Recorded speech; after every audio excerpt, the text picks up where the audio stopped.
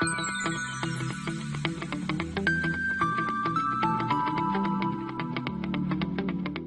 students, I am Isha Vendirata, your faculty of physics. In today's video, we are going to discuss some applications of ultrasonic waves. We'll be discussing the application sonar, which is a very common application of ultrasonic waves. Then we'll be discussing the application of ultrasonic welding, drilling and cutting. So let's start. So starting with the first application of ultrasonic waves, that is sonar. What is sonar? Sonar is a technique which uses sound propagation, usually underwater, to communicate with or detect objects. So it is used to communicate in between objects, or it is used to detect objects, particularly underwater. What is the full form of sonar? Sonar is actually an acronym. It has a full form. So SO stands for sound, NA stands for navigation, and R stands for ranging. So the full form of sonar is sound, navigation and ranging. Generally the short form sonar is used. It works on the principle of echo sounding. What do you mean by an echo? Echo is when sound waves strike and come back. Suppose I am the source of sound. Whatever sound waves are propagating through a medium, they strike another surface and come back. So that forms an echo. You must have heard an echo when you are on a hilltop or near valleys or in very large halls. So basically echo sounding, when does the echo come back? This is the principle on which sonar works. What do you mean by echo sounding? It's a system for detection of objects underwater by emitting sound pulses and detecting or measuring their return after they are reflected. Echo is nothing but a reflected sound wave. So objects are detected particularly underwater according to the reflected wave. When is the reflected wave detected back?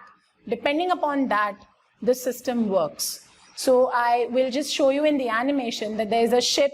At the base of it, there is a source connected. You can just see that the ultrasonic wave is being passed on to the liquid and the echo is being reflected back. So depending upon the echo, when did it sound, when did it come back, the parameters, the distances, the objects can be detected. So this is the basic working principle of sonar. Now what are the uses of sonar? It is used to find depth of sea bed. Below the sea there is land surface. So this land surface, how depth is your sea, that can be determined with the help of sonar. It is used to detect and destroy enemy underwater mines. It is also used in ships and submarines for underwater communication. Yes, for communicating between submarines also sonar is used. It is used for fish finding and diver communication. The divers which dive into the sea for finding fish and other resources, communication between them is also achieved with the help of sonar. Lastly, it is used to navigate under ice as well as icebergs. It's also a form of water, right? So these are some of the listed uses of sonar. Determination of depth of seabed. How do we determine how deep is the sea? So the diagram shows a basic setup. Do not focus on the ship, that is just as a reference shown. So this ship, you can see it consists of two devices. One is a transducer that will generate ultrasonic waves, and B, that is the detector, which will detect the ultrasonic waves which are coming after reflection. I would say the detector is going to detect the echo. Clear? So transducer will generate ultrasonic pulse. Now why pulses are used? Why not continuous waves? Because if continuously you send waves to the bottom of the sea, you do not know when the first wave struck and came back. So in this case, what is done? One pulse is given. It's actually monitored when does it come back. Then second, so timed pulses are sent one after the other, not continuous. And when the reflected sound waves are striking back, when they are sounding back, that is noted. Clear? So it consists of transducer and reflector. Both of them are connected at the bottom of the ship. The transmitter in sonar produces and transmits the ultrasonic waves. Time taken by ultrasonic waves to get reflected back to the ship or to the base of the ship is monitored. If velocity of ultrasonic waves is known, now we know that velocity is equals to distance upon time.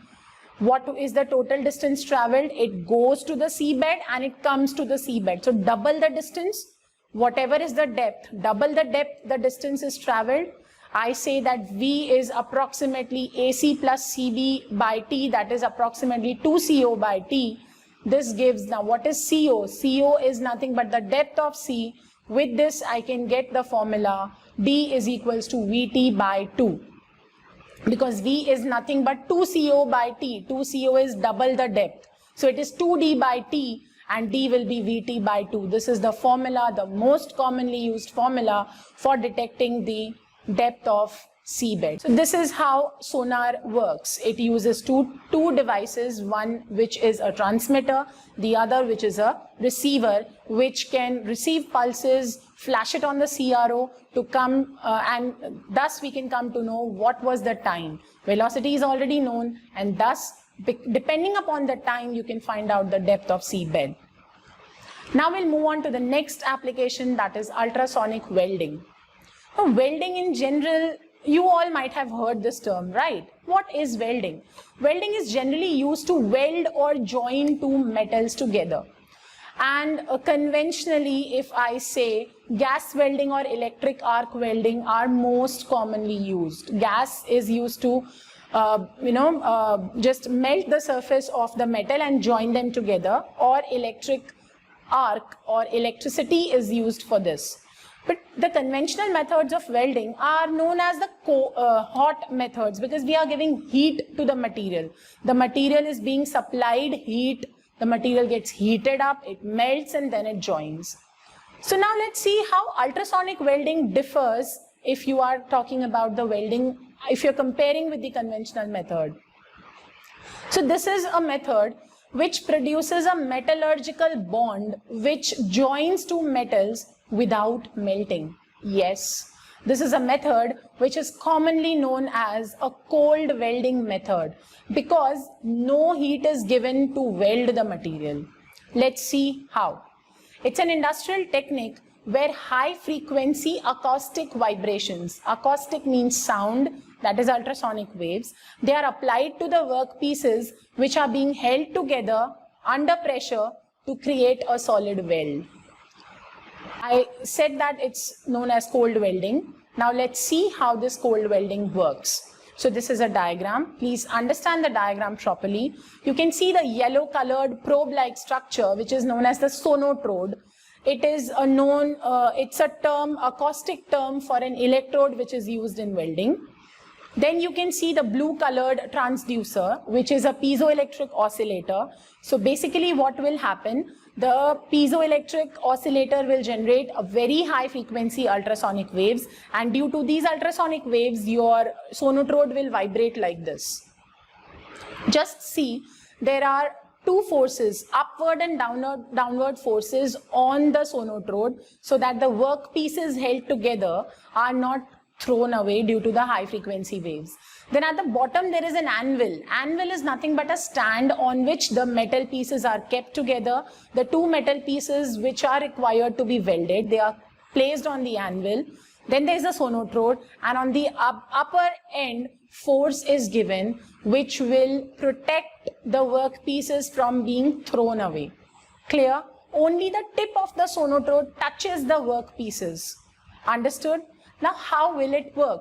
When you switch on the transducer will make the sonotrode tip vibrate on the workpieces at a very high frequency. Due to these vibrations, the workpieces, they rub against each other. When they are rubbing against each other, there will be a sort of friction being created between the two workpieces. The frequency of ultrasonic waves is very, very high. So these workpieces, they vibrate at a very high frequency. The friction is rigorous, and due to this rigorous friction, heat is generated. It is generated on its own due to friction. We are not supplying heat. That is why it's a cold welding method. It is known as a method which welds without heating. So heat is created only at the surface due to friction, and this friction is because of the result of very, very high frequency ultrasonic waves. I'd like to show an animation which will make the process clear. You can see in the animation that due to the vibration motion, the welding is achieved. This is how the pieces are welded. Let's understand some of the uses of ultrasonic welding. It is used to assemble electronic components like diodes and transistors with the substrate. It is also used to encapsulate materials that are sensitive to heat. I would give you an example of plastic. If I want to weld two plastics, I cannot heat them, because if I heat them, they'll become D-shaped, they'll melt. So such a method is used to encapsulate materials which are sensitive to heat. They are used in packaging applications like pressurized cans, and they are also used in aerospace and automotive industries. So majorly all applications wherein you cannot supply heat to weld, or all applications which are sensitive to heat, they use ultrasonic welding method. Now let us move on to the advantages of this method. So no heat is applied during the process, so no melting occurs. Minimum surface deformation. You just saw in the explanation diagram that only the two surfaces melt and they join with each other. Very thin materials can also be welded. Dissimilar metals can also be welded. If I want to weld two different metals, I cannot use the conventional welding method, because the normal welding method, the gas or the electric arc welding, it supplies heat. So if there are two different metals, there is a possibility that one of them has a lower melting point. So in that cases, if I want to weld two dissimilar metals, I would require ultrasonic welding. Short welding time and a safe method. Let's have a look at some of the disadvantages of this method. A high-skilled labor and supervision is required. You and me cannot go and do it without practice. It's a skilled labor, trained persons are required to do it. The cost of the method is high because it is using a piezoelectric oscillator of very, very high frequency. Materials are under constant pressure vibrations. So if some materials which cannot tolerate so much pressure, they should not be welded using this method. Now I'll move on to the last application for today related to ultrasonics, that is ultrasonic drilling or cutting. Drilling is a normal, you might have seen or used a drilling machine, whereas you have a drilling machine, you have a drill bit. The drill bit is used to, generally it is used to drill holes in walls, wooden objects. What about metals? The normal tool, the normal welding machine we have, the conventional welding machine, cannot be used to weld a huge beam of a metal. It's very tough, the drill bit will break. So in this particular case also ultrasonic drilling or cutting method is used. Let's see what this method is. It's a non-traditional loose abrasive machining process. Why do we say non-traditional? Because traditionally a normal drilling machine is used, which some of you even might have at your homes. It's a method which uses vibrations in order to hammer a bit through materials. So there is a drill bit which is connected to a piezoelectric oscillator. The piezoelectric oscillator generates very high frequency waves, that means very high frequency vibrations, and these vibrations, they hammer the bit through the materials. Material removal is achieved by direct or indirect hammering by using abrasive materials. Now what is an abrasive material? You might have heard about emery paper or glass paper. I'll give you some examples of abrasive particles like silicon carbide or boron carbide. Generally in all industrial applications these materials are used. Now what is the specific property of these abrasive materials? Constantly if you rub these materials against a surface, against any surface, slowly the material is scraped off. This is the property of abrasive materials. So basically in this method what is done, abrasive particles, they are pushed inside the metal with the help of high frequency vibrations, removing or scraping off the material. With the help of a diagram, let me explain you the drilling process. You can see that there is a transducer stack, a piezoelectric oscillator. In this case, how will the piezoelectric oscillator vibrate? It will vibrate up and down rigorously. Why up and down? Because we want to force the abrasive material inside the workpiece or inside the metal. Getting it? The probe or the drill bit here is known as a horn, or then you have a slurry nozzle. What is the purpose of slurry nozzle? The slurry supplies the abrasive material. This nozzle will be switched off when the desired depth hole is drilled. Clear? Let's have a look at the animation part. So in the first one, you can see that there is a metal piece being cut using this method. In the second, you can see that continuously it's up and down tapping and a material is cut or drilled. Can you just see the animation? This gives you a better understanding of how this method works. Now let's discuss some uses of this ultrasonic drilling method. So it is used to cut or drill holes in brittle metals, materials like metals. It is used to make holes in glass, diamond, gems, ceramics, which possess high impact brittleness. You cannot use a normal drilling machine to drill hole in glass. It will break because it's a highly brittle material. So for such applications, ultrasonic drilling is used. So used in cutting of PCBs, that is the printed circuit boards. What are the advantages of this method? It requires only little power to operate. Why? Because the abrasive material is helping in the drilling or cutting. It can function at high and low temperatures both. Different types of holes can be drilled, different sizes, different depths of holes can be drilled using this method.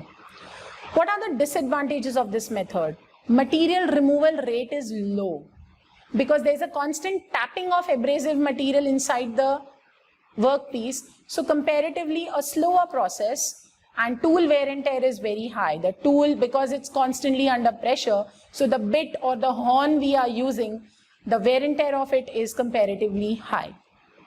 So today we have discussed 3 applications of ultrasonic waves, that is sonar, what is ultrasonic welding, its advantages, disadvantages and uses, as well as ultrasonic drilling cutting, advantages, disadvantages and uses.